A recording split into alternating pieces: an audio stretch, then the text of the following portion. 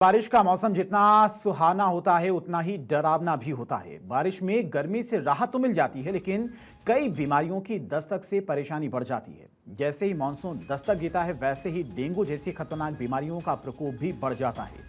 इस मौसम में डेंगू हर साल लाखों लोगों को अपनी चपेट में लेता है। अस्पतालों में सबसे ज्यादा भीड़ जिन मरीजों की होती है वो हैं डेंगू के मरीज। कई बार हालात इतनी खराब हो जाती है कि लोगों की जान तक चली जाती है। ऐसे में भारत के लिए एक बड़ी राहत भरी खबर आई है। भारत के ड्रग्स कंट्रोलर जनरल यानी डीसीजीआई ने देश की पहली डेंगू वैक्सीन क्यूडेंगा को मार्केट में उतारने की मंजूरी दे दी है। यह भारत में डेंगू के खिलाफ लड़ाई में एक बड़ा और ऐतिहासिक कदम है, क्योंकि अब तक देश में डेंगू का कोई टीका उपलब्ध नहीं था।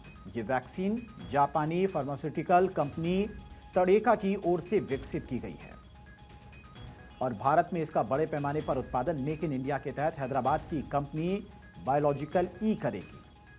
अब क्यूडेंगा की खासियत यह है कि इसे लगवाने से पहले यह टेस्ट कराने की जरूरत नहीं होगी कि व्यक्ति को पहले कभी डेंगू हुआ है या फिर नहीं। यानी ये वैक्सीन किसी को भी लगाई जा सकेगी। अगर किसी को पहले डेंगू हो चुका है तो उसे भी ये लगाई जा सकती है, और अगर डेंगू नहीं हुआ है तो उसे भी ये वैक्सीन दी जा सकती है।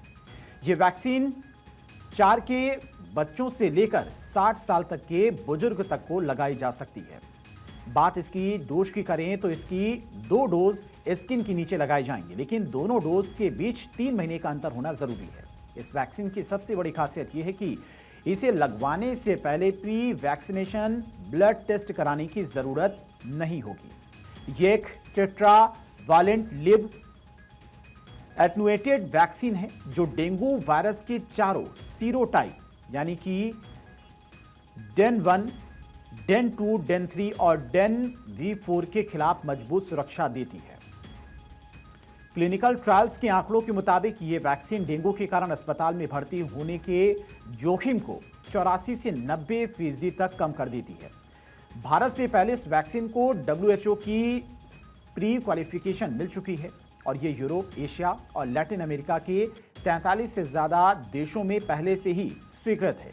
इसकी सही कीमत के बारे में अभी तक कोई जानकारी नहीं दी गई है। हालांकि भारत में ही लोकल पार्टनर बायोलॉजिकल ई के साथ मिलकर सालाना करीब 5 करोड़ से अधिक डोज बनाने की योजना है, जिससे इसकी लागत काफी कम रहने की उम्मीद है। सरकार इसे अपने राष्ट्रीय टीकाकरण प्रोग्राम में भी शामिल करने पर विचार कर सकती है। भारत दुनिया के उन देशों में शामिल है जहां पर डेंगू के सबसे ज्यादा मामले सामने आते हैं। अनुमान है कि दुनिया के कुल डेंगू मामलों का लगभग 1/3 बोझ भारत पर है। ऐसे में यह वैक्सीन भारत के लिए किसी संजीवनी से कम साबित नहीं होगी।